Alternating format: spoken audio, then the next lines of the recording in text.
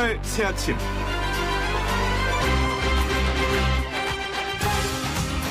하나손해보험이 최근 교통사고로 아버지를 잃고 고아가 된 초등학생을 상대로 수천만 원 규모의 구상권을 청구해서 논란을 빚었었습니다.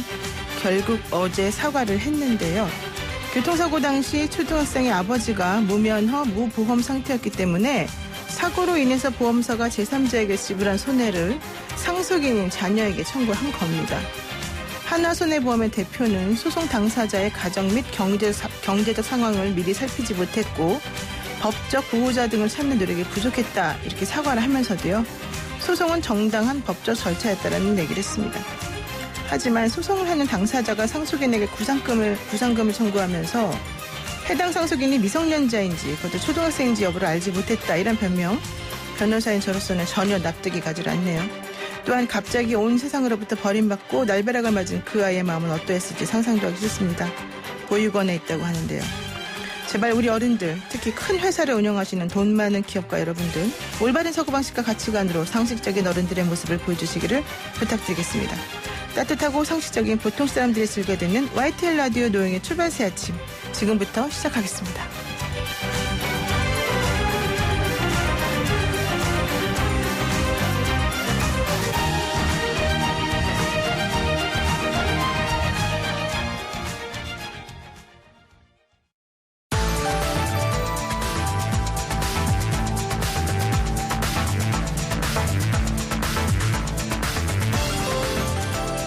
매일 아침에 꼭 알아야 될 뉴스를 골라서 정리해주는 시간입니다. 오늘 뉴스 골라주는 뉴스 앵커 송서미 아나운서와 함께하겠습니다. 안녕하세요. 안녕하세요. 네, 오늘 뉴스 브리핑 어떤 소식이 있을까요? 네, 오늘은요. 어제 하루 내내 이슈였던 소식들을 가지고 실시간 검색어를 기준으로 한번 준비를 해봤습니다. 좋습니다. 네, 가장 먼저 살펴볼 소식은 뭘까요?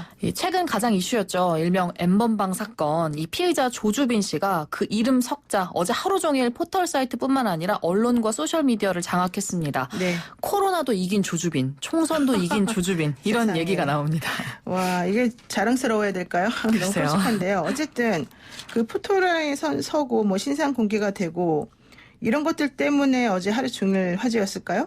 사실 경찰의 포토라인에 선 모습 역시 화제가 되긴 했습니다. 원래는 뭐 모자나 마스크 등으로 얼굴을 가리고 나타나진 않을까 이런 생각들을 많이 하셨는데 목에 깁스를 하고 옅은 미소를 띤 채 등장을 했어요. 그래서 조주빈 목이라는 단어가 실시간 검색어에 오르기도 했습니다. 그러니까요. 저도 안 그래도 봤는데 목에다가 이렇게 목 보호대 같은 거를 하고 머리에 또 반창고를 붙였더라고요. 이거 왜 그런 거예요?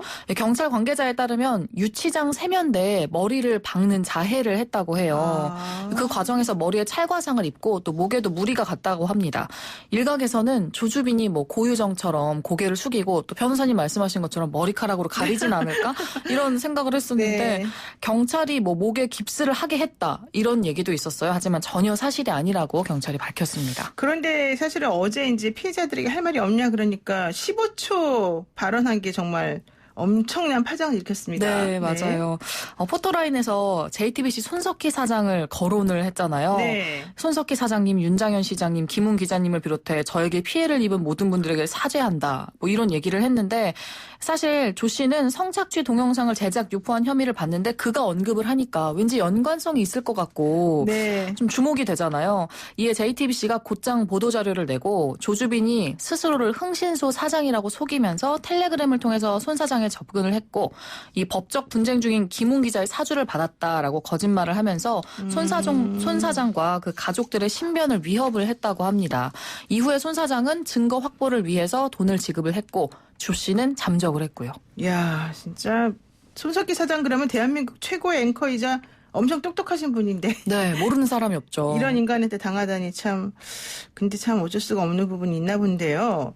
왜 이런 식으로 했을까요? 또 게다가 그 윤장현 전 광주시장 같은 경우에는 3천만 원이나 건넸다면서요? 네, 맞아요. 당시에 윤장현 시장이 또 공직선거법 위반 때문에 재판을 받고 있던 중인데 억울함을 풀 기회를 주겠다. 내가 뭐 손 사장도 알고 방송인을 많이 아니까 도와주겠다 하면서 또 사기 행각을 벌였다고 해요. 이야, 제가 이래도 다치고 저래도 다치고 윤장현 시장님도 참 힘들겠습니다. 네. 자, 그런데 이런 식으로 본인이 성착취를 일삼은 그 피해자, 미성년자 여성분 이런 분들에게 미안하다 말 한마디도 안 하고 갑자기 유명 인사들의 이름을 거론하면서 미안하다. 이거는 무슨 의도라고 봅니까? 이 피해자에 대한 사과가 아니라 굳이 유명인을 거론을 한 이유가 이 사회심리학자 박진영 씨나 이수정 범죄심리학과 교수 등에 따르면 자신을 그들과 같은 동일한 대단한 인물로 좀 포장을 하고 동일시를 하면서 그 사건의 본질을 좀 가리려는 의도가 아닐까라고 얘기를 하시더라고요. 네, 뭐 허세를 좀 보이려고 하는 뭐 태도였다라는 얘기도 있고 뭐 네. 미안하다고 말로는 하면서도 절대 자기 미안하지 않다. 나 이런 사람의 약점도 가지고 있었다. 이런 걸 보여주려는 그런 또 의도였다. 이런 얘기도 있습니다. 네. 자, 그런데 이제 저희가 좀 이따가 이 사건 관련해가지고 경찰청의 최종상 사이버 수사 과정하고 얘기를 나눌 예정이니까 그 N번방 얘기는 이제 여기까지 하도록 하겠습니다. 네. 자, 그리고요. 어제 너무 덥더라고요. 어제 오늘도 좀 더울 것 같기도 한데 지금 그러니까 봄이라는 거잖아요. 예. 근데 우리나라에 비친 봄 이거 어떻습니까? 작년하고는 같은 봄일까요? 와, 완전히 다른 느낌이죠. 네네. 지난해 우리가 지금까지 겪었던 봄과는 완전히 다른 느낌인데요. 이번에는 코로나19가 바꾼 봄의 풍경들 한번 준비해봤습니다. 네, 좋습니다. 자, 맞는 게 바뀌었는데 어쨌든 정상적인 게 없다 이렇게 말할 정도라고 합니다. 정부와 기업, 학교 등 모든 곳에서도 면대면 접촉을 최소화하고 있잖아요. 그러다 보니까 제대로 운영되고 있는 곳이 없는데 정부가 오늘 밤으로 예정된 G20 정상회의도 화상으로 열기로 했어요.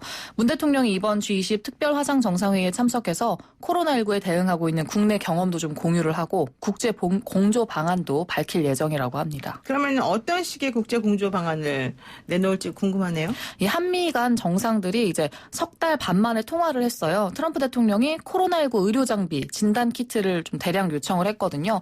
문 대통령도 이에 수긍을 했고요. 현재까지 이렇게 수입을 문의하거나 요청한 국가가 47개 나라고 인도적 지원을 요청한 나라도 39곳이나 된다고 하는데 이 G20 특별 화상 정상회의를 문 대통령이 처음 제안을 했거든요. 그래서 코로나19 사태를 우리가 먼저 겪었으니 그 경험을 공유하겠다라고 말을 했고요. 15번째로 발언을 할 예정인데 각국 정상 간의 공동 선언문도 도출할 예정이라고 합니다. 네, 그런데 사실 좀 궁금한 게 우리가 이제 주한미군이 우리하고 방위비 협상을 사실 하다가 지금 안 하는 상태가 돼버렸는데 네. 주한미군에서 근무하고 있는 우리 한국인 근로자들에 대해서 압박용으로 무급휴가를 4월 1일부터 하겠다 이렇게 얘기를 했거든요. 그럼 혹시 그 트럼프 대통령하고 그 문제도 조금 논의할 가능성이 있을까요? 글쎄요. 아직 그 부분에 대해서는 얘기가 오간 건 없지만 일단 가장 급한 건 또 코로나19이기 그렇죠. 때문에 먼저 논의를 하지 않을까? 또 미국이 자신들에게 불리한 내용을 먼저 거론을 하지 않을 것 같은 느낌도 있습니다. 그렇군요. 네. 자, 그리고 또 학교가 사실 4월 6일에 개학입니다. 그런데 진짜 개학이 이루어질지 아니면 좀 다른 방법을 취할지 이것도 좀 아직 미정이라는 겁니까? 네, 이미 3차례나 연기가 된 상태여서 더 이상 미루는 것도 대학 입시나 뭐 관련된 일정들 때문에 쉽지 않을 것 같고요. 그래서 유은혜 부총리 겸 교육부 장관이 개학 이후에 오히려 수업이 중단되면 더 손해가 크기 때문에 등교 개학과 온라인 개학을 병행하는 건 어떨까 하고 검토를 하고 있다고 해요. 그런데 이 온라인 수업 내용이 아직 확정도 되지 않았고 출석 체크나 뭐 이런 원격 수업의 기준도 없다고 해요. 네. 그리고 또 온라인 수업을 하면 쌍방향이어야 하잖아요. 그렇죠. 학생과 선생님 간의 이런 공유 좀 소통이 있어야 하는데 그것도 힘들고요. 그래서 일단 다음 주부터 시범 학교를 운영할 예정이긴 한데요. 일단 학생들 입장에서는 좀 좋지 않은 소식입니다.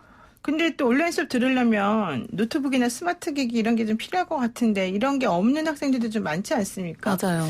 그러면은 우리가 보통 그래도 텔레비전은 거의 다 있으니까 EBS 이런 거를 좀 이용하는 방법은 어떨까요? 네, 그래서 EBS와 좀 공조를 하겠다는 얘기도 했었는데 아직 그 부분도 확정은 아니고요. 조금 더 지켜봐야 할 것 같습니다. 그렇군요. 어쨌든 학생들이 또 이 상황에서 또다시 소외감을 느끼지 않았으면 좋겠다 이런 생각이 많이 드는데요. 자, 어쨌든 사회적 거리두기 이거는 아직까지는 그래도 좀 많이 지켜지고 있는 그런 형편인가요? 네, 정부가 요청을 하면서 많은 분들이 강력한 사회적 거리두기 동참을 해주고 계신데 하지만 그래도 워낙 답답하잖아요. 바깥 네. 날씨는 너무 좋고요.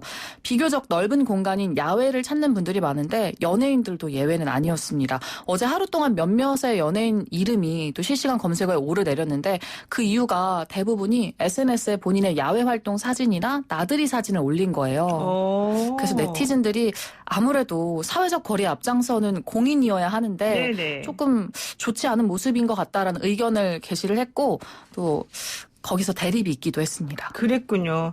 근데 안 그래도 진짜 제주도에서 이렇게 서울까지 왔다 갔다 하면서 일하시는 어떤 분을 제가 알아서 여쭤봤더니 제주도 가는 비행기표가 그렇게 없대요. 많이들 내려가신다는 거예요, 생각보다. 지금 가격이 싸서 또 내려가시는 모르겠어요, 거죠? 왜 그런지. 근데 어쨌든 답답하니까 좀 나가고 싶어하는 그런 마음은 이해는 되지만 네. 이럴 때 좀 조심해야 될 것 같습니다. 맞습니다. 자, 이제 마지막 이슈는 뭡니까? 예, 바로 한타 바이러스인데요. 한타 바이러스. 네. 예. 어제 또 한바탕 난리가 있었죠. 네네. 중국에서 설치류가 전파하는 게 바로 한타 바이러스인데 그 중국에서 한 명이 또 감염이 돼서 숨졌어요. 그래서 그러니까요. 이슈가 됐는데 중국인 남성이 버스에서 갑자기 숨졌고 그 원인인 한타 바이러스의 치사율이 38%다. 이런 좀 자극적인 단어들이 오가면서 이슈가 됐습니다. 그랬군요. 근데 이 한타 바이러스가 사실은 1976년도에 우리나라 한탄강에서 발견된 바이러스라는 거 아십니까? 몰랐습니다.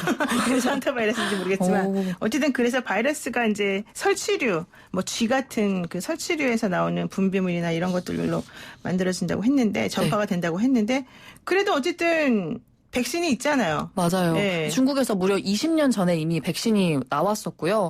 또 코로나19가 좀 세계적으로 확산을 하고 있는데 여기에 약간 물타기처럼 괜히 한타 바이러스에 대한 사회 불안까지 함께 조성이 되고 있어요. 하지만 치사율 차이가 굉장히 큰 편인데 네. 한타 바이러스가 뭐 38%라고 쳐도 코로나는 전 세계적으로 통계를 내도 뭐 6%가 조금 넘고요. 물론 이탈리아 같은 경우는 10%가 넘을 수 있지만 우리나라는 지금 1%가 채 안 된다고 하잖아요. 그렇죠. 그래서 이 내용도 좀 가짜 뉴스가 유포된 거다라고 얘기를 하고 있고요. 사람 간 가능성, 전염 가능성도 희박하고 게다가 설치류는 우리나라는 주식이 또 아니잖아요. 그래서 설치류 주식으로 한 데도 있습니까? 중국에서는 중국? 또 잘 뭐 쥐를 뱀이나 쥐 같은 경우를 좀 보양식으로 챙겨 먹는 경우가 있다고 하는데 네. 우리나라와는 다른 얘기인 것 같습니다. 그렇군요. 근데 어쨌든 자라보고 놀란 것은 소뚜껑 보고 놀란다고. 네. 코로나19 때문에 놀라니까 우리가 한타 바이러스 이거 어제 나오니까는 깜짝 놀랐는데 그래도 이제 나라가 깨끗해지고 우리는 위생 상태가 좋아서 이건 걱정 안 해도 되겠죠? 네.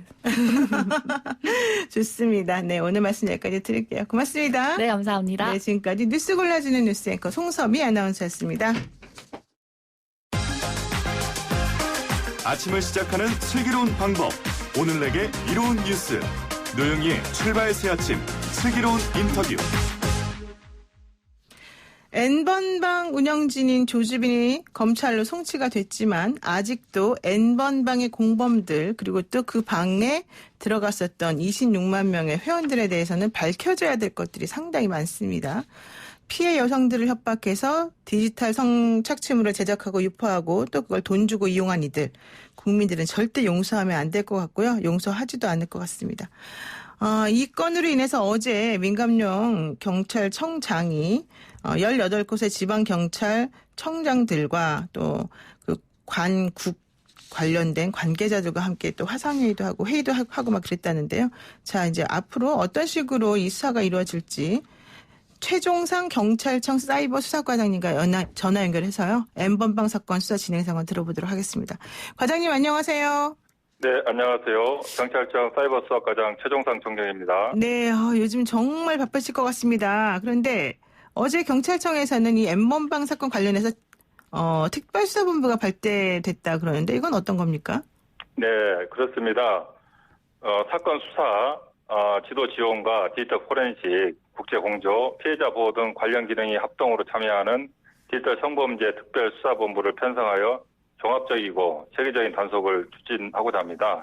네. 수사본부장은 경찰청 사이버 안전국장이, 수사단장은 수사심의관이, 피해자 보호는 보호단장은 여성안전기획관이 맡아서 디지털 성범죄에 대해 신속하고 집중적인 수사는 물론 피해자 보호에도 만전을 기할 예정이고요. 참고로 저는 수사본부에서 수사 상황실장으로서 사건 수사에 대한 지도 조정 지원 업무를 맡고 있습니다. 네.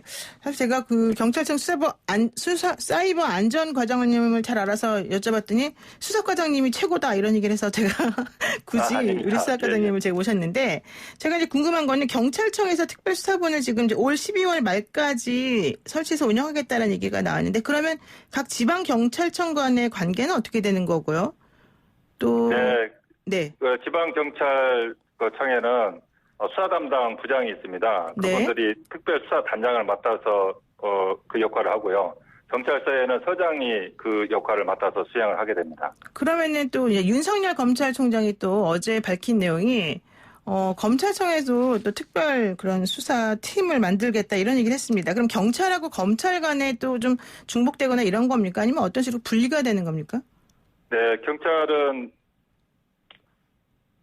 검찰서, 경찰서는 각자 역할과 임무가 차이가 나기 때문에 네. 경찰은 경찰 나름대로 첩보를 수집하고 분석하고 네. 해서 수사를 진행하는 것이고요. 네. 또 검찰은 경찰이 송치한 사건을 맡아서 보안 수사를 하거나 하는 것으로 알고 있습니다. 그랬군요. 역할을 조금 달리해서 서로 간에 공조를 할 수 있게끔 한다 이런 얘기인데, 그렇다면 이제 26만 명으로 추정되는 회원들 명단도 모두 밝혀낼 수 있는 건가요?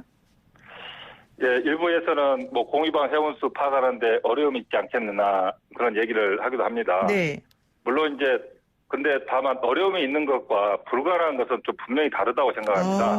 예. 수시로 생성됐다가 폭파되는 텔레그램 특성상 회원수가 정확하게 몇 명인지 수사하는 것은 쉽지는 않겠지만 네. 그와 별개로 수사는 증거에 의해서 이루어져야 된다고 봅니다. 회원들 네. 정확한 규모는 향후 가담자에 대한 본격적인 수사가 진행돼야 파악할 수 있겠지만 경찰은 규모와 상관없이 성착취방 운영자와 조력자뿐만 아니라 회원 가입해서 피해 영상을 유포한 자 등 참여자 전원에 대해서 철저히 수사해서 전모를 밝힐 계획입니다. 야, 어렵긴 하겠지만 불가능한 건 아니다. 이 말씀 들으니까 갑자기 힘이 팍팍 솟습니다.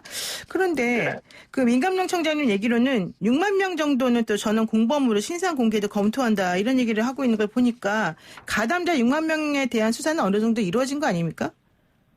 현재 특별수사본부가 이제 발족해서 각 지방 물론 이제 그 전에 수사를 해왔겠지만 그렇죠. 체계적 종합적으로 수사를 하고 있고 수사 사항을 점검을 하게 되고요. 네. 그 후에 혐의가 밝혀지고 또 관련 법률의 신상 공개에 해당되는 것이 확인이 되면은 필요한 절차를 밟을 것입니다.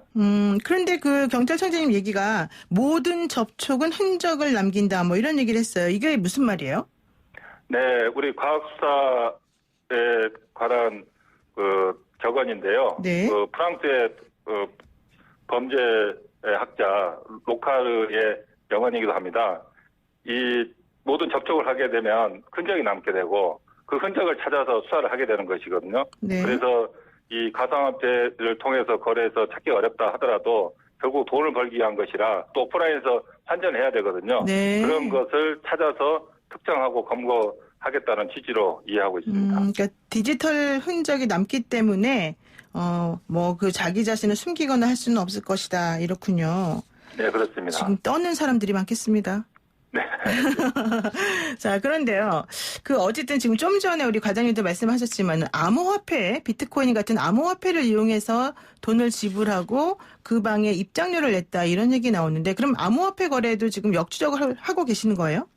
네, 그렇습니다. 이 암호화폐 거래를 할 경우에 분석하는 또 프로그램이 있습니다. 네. 물론 상용 프로그램도 있고요. 네. 우리 경찰청 자체적으로 개발한 프로그램도 있기 때문에 이걸 적극 활용하고 또 가상화폐 거래소에 대해서 저희들이 수사 협조를 요청해서 기타 다양한 방법을 통해서 추적 수사를 진행하고 있습니다. 그러니까 이런 비트코인 같은 암호화폐 거래를 해서 그 방에 들어가려면 가상화폐로 송금하는 건 당연하고 이를 위해서 또 일반 은행에서 인증도 받아야 되고 그래서 현실적으로 그 사람들이 빠져나가긴 어렵다 이런 얘기도 하는데 그럼에도 불구하고 자기네들이 실수로 들어간 거다. 다른 방하고 착각했다. 이렇게 또 말하는 사람들이 있더라고. 이거 가능한 겁니까?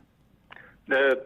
수사라는 것은 다양한 증거를 확보하고 분석해서 하는 것이기 때문에 네. 그와 같이 변명을 하더라도 다른 증거를 찾아서 입증을 하도록 노력을 하겠습니다. 그렇군요. 그리고 또 이제 그 피해자에 대한 얘기를 한번 해보겠습니다. 사실 이 사건은 2018년부터 갓갓이라고 불리는 사람들, 그런 사람이 만드는 방에서부터 시작됐다. 그래서 피해자가 옛날부터 양산되었다 얘기가 있었는데 왜 이제 와서야 갑자기 이 사건이 터지게 된 건가요? 네, 2018년도부터 경찰은 이제 웹하드, 음란 사이트 등에 대해서 강력하게 단속을 해서 그 풍선 효과로 해외 SNS도 옮겨가는 현상이 있었다고 봅니다. 네네. 그 후에도 물론 경찰이 SNS 등을 이용한 성착취방 운영자, 공범들이 상당수 검거가 됐는데요. 다만 피해자가 아동 청소년인 경우 또는 범죄 내용 자극적인 경우 경찰에서는 또 공복 규칙에 따라서 수사 결과 적극적으로 발표하자는 면도 있습니다. 아, 그러니까 원래는 수사를 미리 하고 계셨는데 발표를 하기에 좀 곤란한 부분들이 있어서 발표를 조금 안 하고 있었던 거다 이런 얘기군요. 네, 그렇습니다. 그럼 현재까지 수사의 진척 상황은 상당히 좀 진행이 됐다 이렇게 봐도 돼요? 네, 그렇습니다. 아시다시피 그 가장 악랄한 것으로 알려진 박사방 운영자가 네. 검거가 됐고 네. 그뿐만 아니라 또 원본방 네. 각각이 운영한다고 하죠. 네. 그 사건에 대해서도 96명을 검거해서 4명을 구속했고 또 운영자 각각에 대해서도 특별수사팀을 구성해서 추적 중에 있습니다. 아, 그럼 각각 또 얼마 안 있으면 잡히겠군요. 네, 그렇게 신속하게 잡도록 노력하겠습니다. 아, 그렇군요. 그러면 2018년 이후에 그간에 이제 검거된 성착취 범죄자들은 어느 정도나 될까요? 네, 저희들은 그 당시에 그 유통 플랫폼 중에 최고 큰 것을 웹하드로 보고 네. 집중 단속을 실시를 했고요. 그렇죠. 웹하드를 중심으로 해서 당시에 1,066명을 검거하고 30여 명을 구속하기도 했었습니다. 네. 아울러 기소전 몰수보정을 190억 원을 신청을 했고요. 네. 국세청에는 약 1,906억 원을 세무조사할 수 있도록 통보를 했습니다. 와, 우리가 안 보이는 사이에 정말 경찰이 많은 일을 하고 있었는데 우리가 모르고 있었네요. 그런데 사실 이제 이번 사건에서도 좀 걱정되는 게 바로 해외에 서버가 있는 텔레그램을 통해서 N번방이 만들어졌다는 것 때문인데 이 원래 텔레그램이라고 하는 거는 러시아 형제들이 만들었다가 뭐 독일에 서버를 뒀다가 어디 미국에 갖다 놨다가 뭐 외국 갖다 놨다가 이렇게 복잡하게 이루어지고 있지 않습니까? 이거 국제 공조가 되고 있는 건가요? 예. 텔레그램을 이용한 디지털 성범죄에 대해서도 저희들이 집중적으로 좀 분석을 좀 하고 있는 상황이고요. 네. 그 국제 공조는 크게 3가지 방향으로 이루어지고 있습니다. 네. 아시다시피 첫째가 외교 경로를 통한 형사사업 공조, 그렇죠. 둘째가 인터폴을 통한 공조, 세 번째가 수사기관의 직접적인 공조 이렇게 되어 있는데요. 형사사법 공조 같은 경우에는 증거 능력에 상당히 의미가 있지만 여러 단계를 거치기 때문에 네. 시간이 많이 걸린다는 단점이 있고요. 그렇죠. 인터폴 공조는 굉장히 활발하게 이루어지고 있습니다. 네. 아시다시피 인터폴 총재가 한국 경찰 출신의 김종양 총재께서 맡고 계시고 또 해외 도피자에 대해서는 적색 수배를 통해 상당수 범죄자를 강제 소환해 오는 성과가 있습니다. 또 인터폴 사이버 부서에는 유능한 한국인 사이버 경찰이 파견 근무하고 있어서 다른 나라들과의 공조 수사도 지원하고 있고요. 네. 세 번째로 수사기관과의 직접 공조인데 대표적인 것이 미국의 FBI, HSI, 영국의 NCA 등과의 해외 수사기관과의 공조입니다. 한국사이버안전국에는 이 FBI, 사이버 지구지휘관이 파견 나와서 근무를 하고 있고요. 네. 이 HSI는 9.11 테러 후에 생긴 조직인데 아동 성착취물 수사에 있어서는 굉장히 공격적으로 공조 수사 활동을 하고 있습니다. 대표적인 것이 한국 등 38개국이 공조 수사한 다큐의 아동 성착취물 사이트 웰컴 투 비디오 사건이기도 합니다. 네. 그 외에 말레이시아 등 동남아 국가 경찰과도 직접 공조 수사를 추진하고 있습니다. 그렇군요. 그러니까 지금 말씀 들어보면은 미국 FBI 소속 미국 수사관이 지금 우리 지방 경찰청이나 경찰청에 파견 나와 있다 이런 얘기예요? 아, 네. 그 사이버 주재관이 네. 우리 사이버 안전국에 책상을 놓고 근무하고 있다 이렇게 이해하시면 되겠고요. 그러면은 네. 그분하고 이야기 나누고 이러려면 다 영어로 하셔야 되겠네요. 네. 그래서 우리 그 사이버 안전국에 네. 또 국제 협력 담당하는 부서가 있고 거기는 영어도 능통하고 굉장히 훌륭한 인재들이 근무를 하고 있습니다. 그렇군요. 뭐 그분하고 소통을 해서 동시통역 자격증도 딴 수사관이 있다 뭐 이런 얘기도 들었는데 하여튼간 활발하게 활동하고 있다니 정말 다행인데요. 그런데 이제 조금 많은 분들이 걱정하는 게 N번방이 이제 이렇게 잡히고 나니까 걱정하지 말아라. 또 두 번째 N번방, 세 번째 N번방이 또 있다. 그리고 텔레그램 말고 디스코드라는 뭐 게임 전문 채팅 방도 있고 여러 가지가 또 있다. 뭐 이런 얘기를 또 하더라고요. 이거는 무슨 말입니까? 네. 그 디스코드는 최근에 많이 언론에 보도되고 있는데요. 게이머들이 많이 사용하는 메신저로 알려져 있습니다. 네. 본사는 미국 서부에 있는 한 도시로 알려져 있고 그 디스코드 본사와는 국제 공조 협조 요청을 하고 있고요. 네네. 긍정적인 반응도 있다고 알고 있습니다. 따라서 디스코드를 이용해서 불법 촬영물이나 성착취물을 유통할 경우에는 그에 따른 법적 책임을 져야 할 것입니다. 그렇군요. 그런데 이번에 이제 실질적으로 이렇게 N번방에 사람들이 잡히고 그런데도 불구하고 거기를 이용했던 사람들이 죄책감도 느끼지 않고 추모를 하기도 하고 좀 기다렸다가 나오시면 고맙겠습니다. 뭐 이런 말 하기도 하고 그런다는데 왜 이런 사람들은 이렇게 걱정도 안 하고 이러고 있을까요? 네. 반면에 이제 일부 언론 보도를 보면 경찰이 박사방 운영자를 검거하면서 텔레그램 이용 디지털 성범죄에 대해 엄정 대응 방책을 밝히니까 급격하게 텔레그램 방에서 탈퇴를 하고 있다. 이를 영국의 브렉시트에 견져서 텔레시트라고 부르고 그렇죠. 있다는 것도 본 적이 있습니다. 네. 그만큼 경찰 수사가 의미가 있다는 그런 반증으로 생각하고 있고요.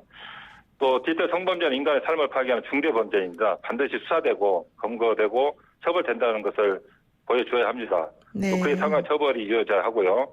또 피해자들이 당당하게 신고하고 보호받을 수 있도록 체계가 갖춰지도록 해야 합니다. 경찰은 경고는 그렇게 하겠습니다. 네, 그렇군요.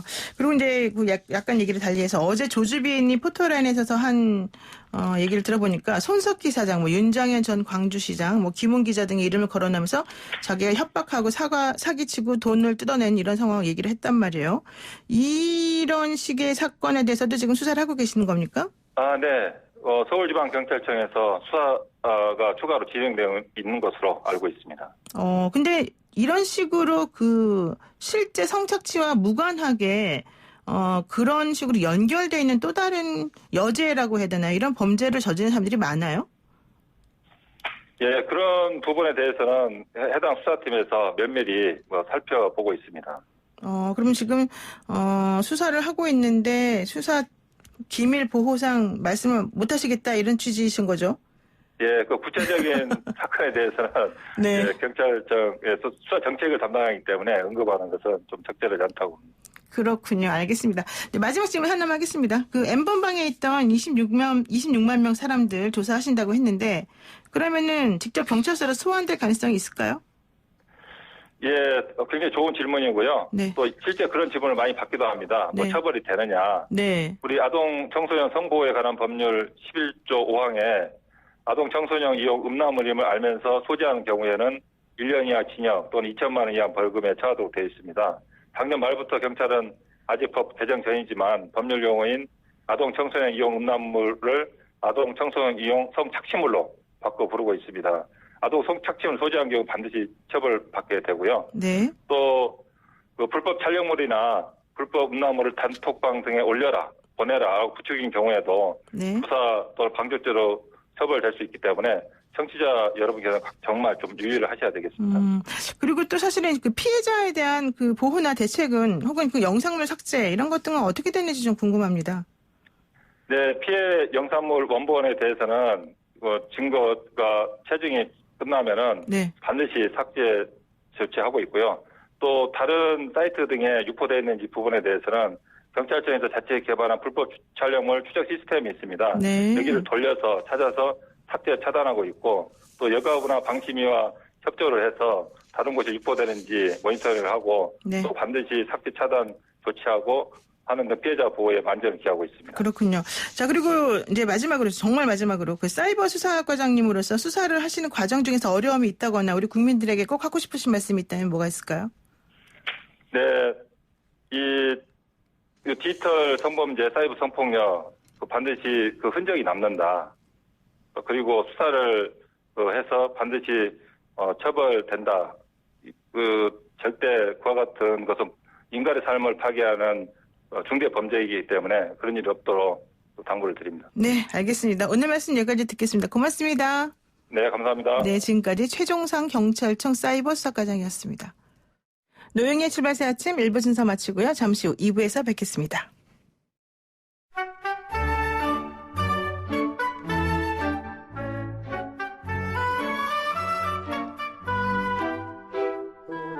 네, 이번 주 우리 사회는 어떤 이슈에 반응을 하고 어떤 이슈에 열광을 했을까요?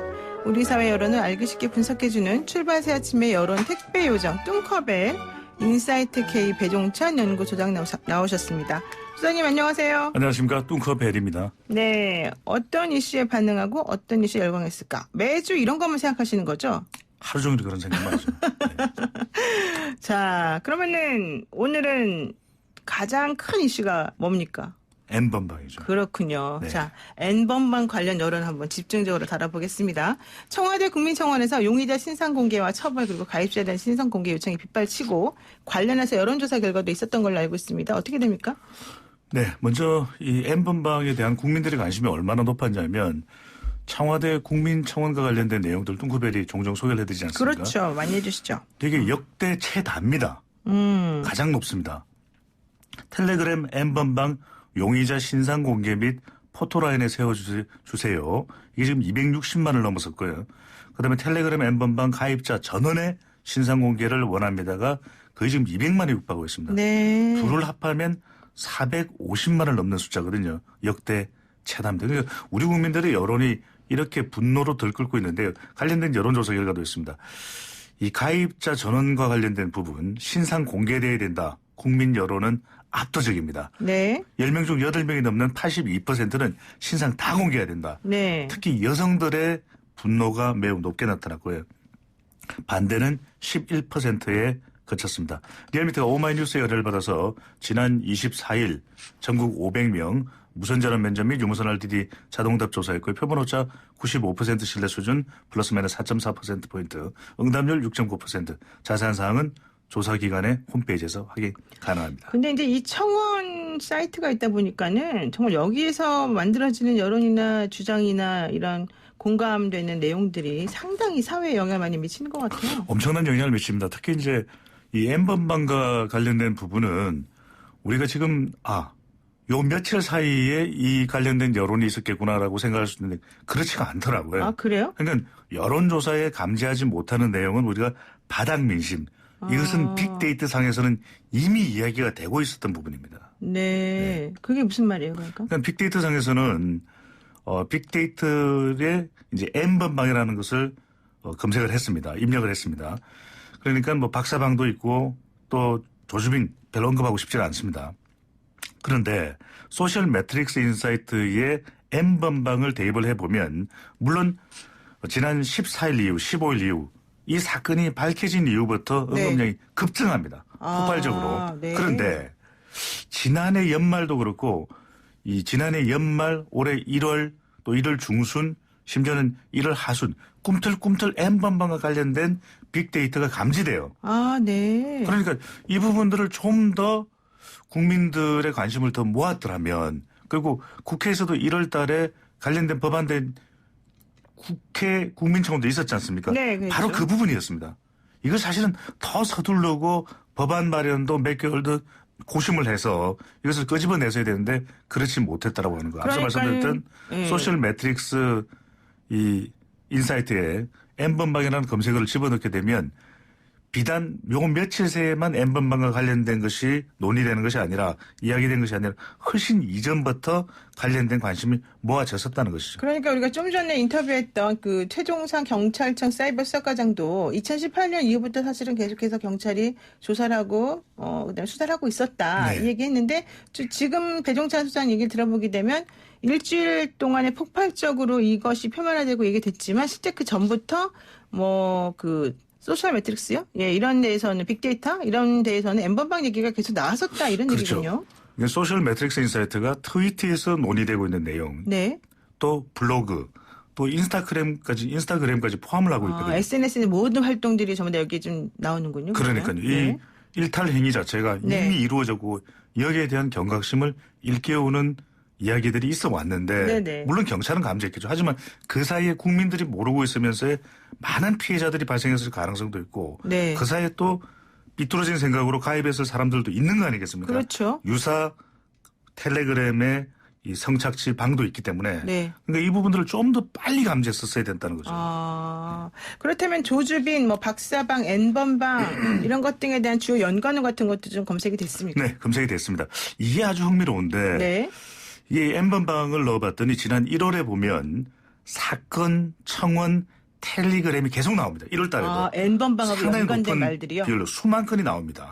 수만 건이 나오고 3월 달에는 물론 10배 가까이 40만 건이 육박하는 똑같은 키워드가 계속 등장합니다. 네. 사건. 이거 사건이다. 또 청원의 내용은 이제 국회에 청원을 했던 내용이 되겠죠. 1월 달에. 그다음에 텔레그램도 계속 올라갑니다. 그렇다면 이 텔레그램 자체가 어느 국가의 서버가 있는지는 모르겠지만 분명히 문제가 있다. 그렇죠. 근데 우리가 여기서 그런데 말입니다. 정말 주목을 해야 되는 것은 네. 1월 달에 세 번째로 올라온 연구 하나가 궁금한 이야기 Y. 궁금한 얘기 Y에서 한번 다뤘나 보죠. 다뤘었어요.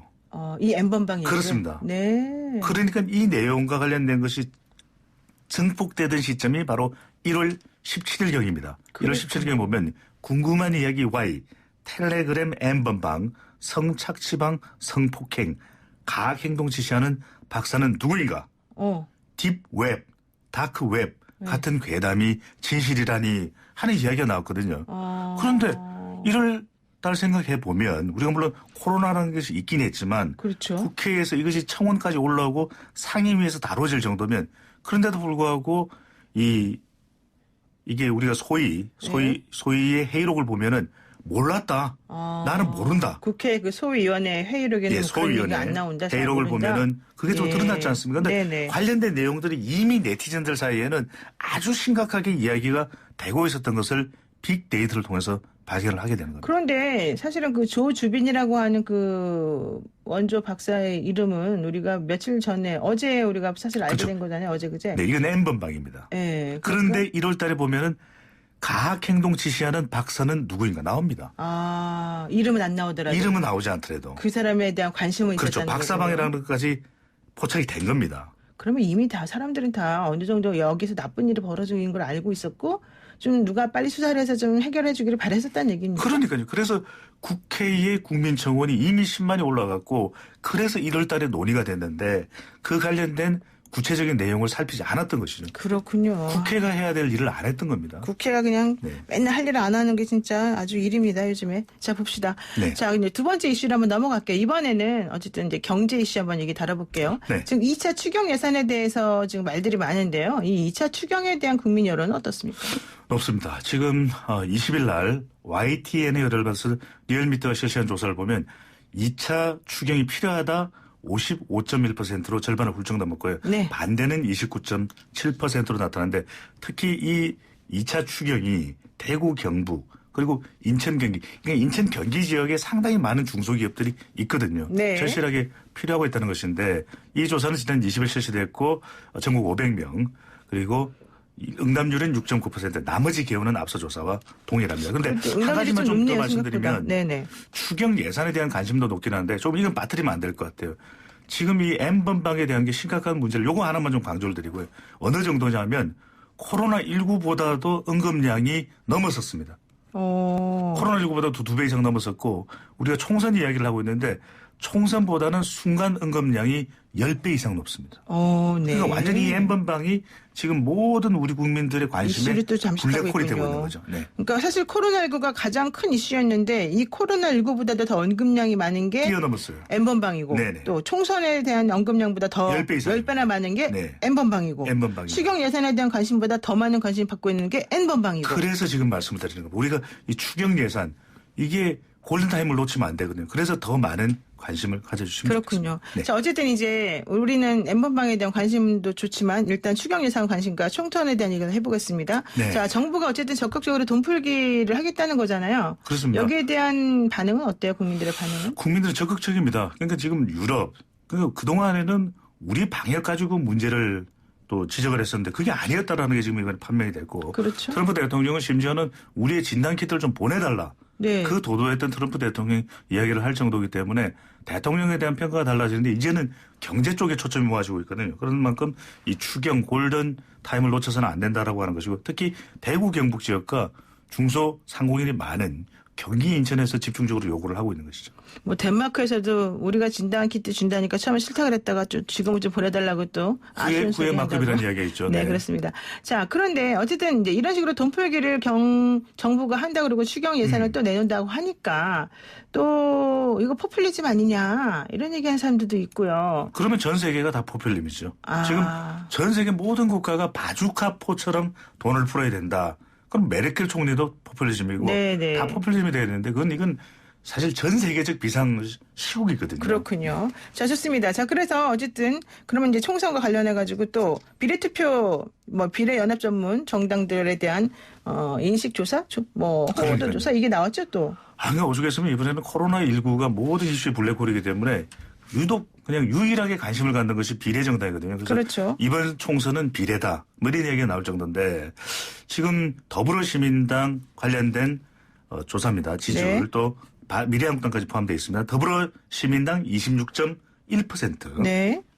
미래한국당 22.7%, 그리고 정의당이 9.8%, 국민의당 4.8%, 열린민주당이 3.8% 순으로 나타났는데 물론 이 조사 시점이 있기 때문에 이건 지금 현재는 또 바뀌었을 수가 있어요. 네. 이 조사는 코리아 리서치 인터내셔널이 MBC 의뢰를 받아서 지난 21일, 22일 실시한 조사이고 전국 1,003명 유무선 RDD 전화조사 표본오차 95% 신뢰 수준 플러스 마이너스 3.1%포인트 응답률 12.1% 자세한 사항은 중앙선거론조사 심의위원회 홈페이지에서 확인 가능합니다. 근데 이제 사실 그 전에 비례연합 정당에 대해서 얼마나 사람들이 정당 지지도가 높냐 봤을 때는 예전에는 배수당이 30% 넘는다고 그렇죠. 얘기했잖아요. 근데 네. 이번에는 26.1% 나온 게 이때까지는 아직은 그 비례대표 순번이 안 나오고 이름이 안 나왔기 때문입니까? 그랬을 수도 있고 지금 제가 말씀드렸듯이 모든 관심이 코로나19와 또 N번방 쪽에 가 있다 보니까 더불어시민당이 익숙하지 않은 거죠. 왜냐하면 관심이 있으면 검색을 했는데 검색량이 또 얼마 안 돼요. 네. 더불어시민당이라는 이름이. 네. 또 게다가 이제 이것을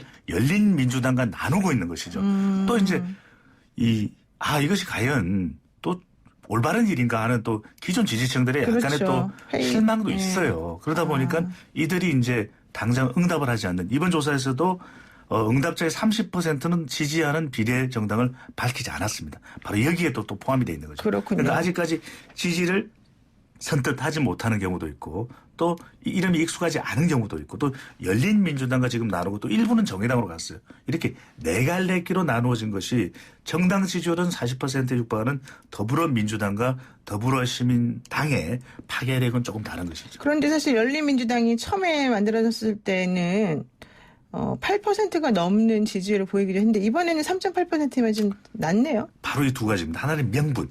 이게 선을 걷는 거죠. 명분이요. 더불어민주당 쪽에서. 그렇죠. 우리의 정통 위성정당 이런 표현도 좀 그렇지만 더불어시민당이다. 형제당이다 이거죠. 그렇죠. 그리고 네. 이게 또 사실 제로섬은 아니라고 하지만 일각에서는 결국 더불어시민당이 가져가야 될 지지를 열린민주당이 가져가는 것일 수도 있거든요. 그렇죠. 이러다 보니까 약간 더불어민주당에서 적극적으로 선긋기에 나서면서 이 열린민주당이 조금 주춤하는 모습도 있는데 그럼에도 불구하고 전체적인 범민주당 진영 이렇게 이야기할 때는 더불어민주당, 더불어시민당, 열린민주당 이것 자체가 굉장히 파이가 커질 가능성은 열려 있습니다. 그러니까 여당 입장에서는 사실 중도층의 표나 아니면 야당 표를 좀 뺏어오기를 바랬는데 자기네 표를 열린민주당이 나눠 가진다 그러면 좀 힘들겠습니다. 그래서 지금 미래통합당 한국당은 김종인 전 위원장을 다시 영입해야 됩니다. 좀 이런 공격적으로 이야기까지도 해보려고 나오는 것이죠. 그렇군요. 예, 오늘 말씀 여기까지 듣겠습니다. 고맙습니다. 감사합니다. 네, 지금까지 인사이트K의 배종찬 연구소장이었습니다.